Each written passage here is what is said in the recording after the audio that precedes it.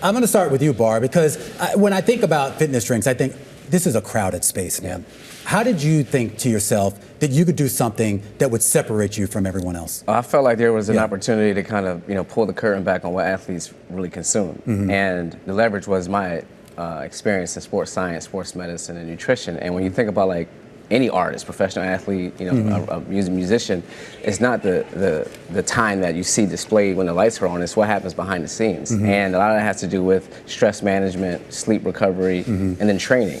And a lot of beverages aren't, made from that perspective. So I felt like if I could figure out a way to get, the vital vitamins and minerals that can support the artistry of the game and of the show, that's a competitive advantage compared to some of the products that just has unnecessary ingredients because they're not really behind the scenes actually providing products to players at real time. And I've seen some of your investors and of course some of the folks that are endorsing your product, but I am curious, Kiss, if you can kind of talk about like how you met Bar and sort of what brought you into the space and why you even wanted to do it.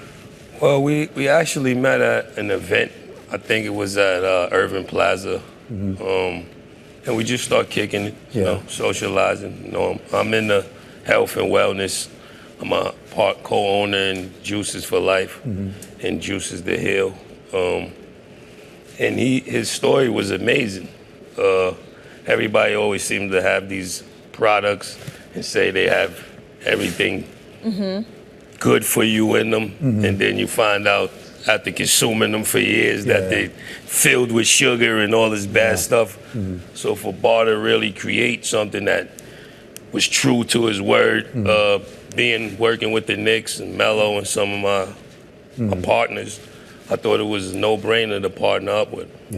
So Bar, let me ask you a really dumb question. What is the difference between fitness water and sports drink? It's a great question, by the way. Wow. It's a great question. That was awesome. I think it's the amount of calories that's in a product. We're 30 calories, right? And when you think about like consumer trends, intermittent fasting, ketogenic, some of your more like extreme dietary guidelines, 30 calories or below, it like won't kick you out of a fast. So just right away, 30 calories is the threshold of what you want to consume when you're trying to lose weight without consuming too many calories at once. The other part is the sugar content. We're 2 grams of sugar.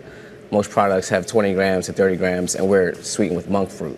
So just like low sugar, low calories, and then the additives of magnesium, spirulina, adaptogens, things that literally help you reduce stress that have been around for thousands of years. Most sport beverages aren't, they don't have those ingredients in their products, so that differentiates us. And they also have a lot of caffeine, as it turns out. Gatorade is notoriously keeping you awake at night. So, Jada, when you collaborated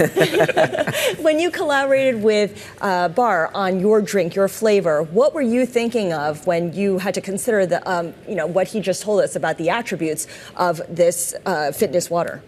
Well, I work out a few times a week in the morning, so I know what it is. I drink my coffee sometimes, all the time on my way to the gym. But I need something for the duration while I'm at the gym. And I thought, Barcode, the Blue Kiss would be perfect. Has all the stuff to keep, premium hydration, magnesium, all the stuff that you need that won't affect your body later and give you the slug, when you go down hard and fast. So, I tried it a few times. They got into my liking on the taste side of it, and I think it's out of here. And this isn't necessarily new to you. I mean, you mentioned a little bit earlier Juices for Life, a juice bar here in the New York area. Yes. And I remember when you started that, and I remember hearing interviews where you kind of talked about your own transition away from, I guess, a less healthier lifestyle to something a little bit more healthier. But you're doing that in a way where you're also making money off of it. You're an investor, right? Yeah, we try to, if you could convert one person at a time to invest in a juice or just try juicing on the balance side. I ain't telling you to go cold turkey from your favorite ice cream or your favorite hamburgers or whatever, but it's a just try to get a little balance, And you've been doing a lot of other business deals as well. I noticed you also started a new coffee company. Yes, Kiss Cafe. With your father and your son. Yes, sir. Yeah. How's that going? Oh, it's going great. Just trying to start something different. 3 generations to partner up with my dad and my son and try to launch a brand that was owned by us and create a legacy for my son and the rest of my kids. I thought it would be brilliant. And then by doing Barcode, I'm also like a student in the game, you know, learning about food and beverage that help Kiss Cafe as well.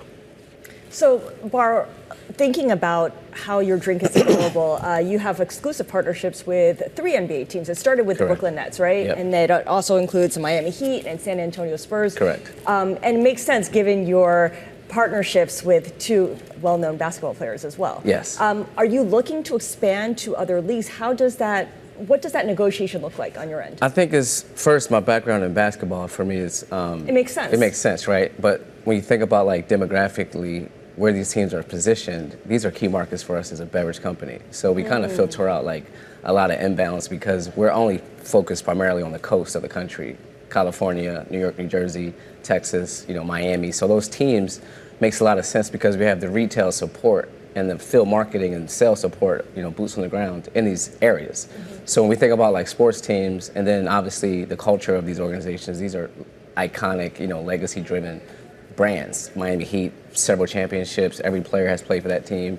San Antonio Spurs, they have the oldest, probably most prolific coach of this time in Greg Popovich, and it made sense for us with Victor Wembanyama to figure out how to do a team deal. So it's really strategy of demographically, does it make sense? Do we have the retail support from consumers buying it on the ground? And then do we have the field support and marketing around it to really amplify the awareness? Is the goal to one day have someone dump a whole bottle, a whole canister? That is the goal. I can't wait. I'm hoping it happens. Yeah, I'm hoping it happens this year. You got to dethrone Gatorade This is for that it. to happen. This is it. Yeah, we're waiting for that moment. That's the goal.